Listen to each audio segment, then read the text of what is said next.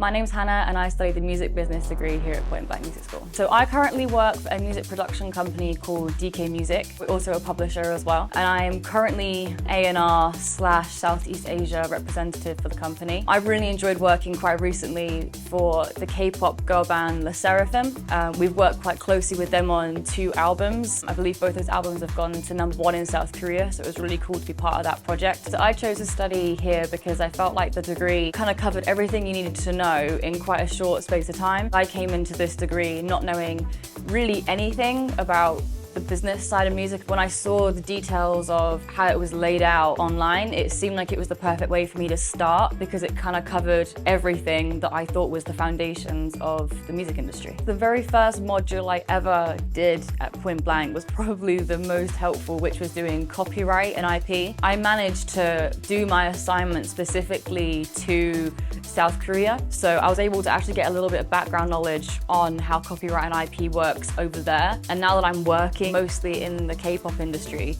I already had a good idea of how that works, so that was very helpful to have a foundation knowledge before I stepped into doing this role, basically.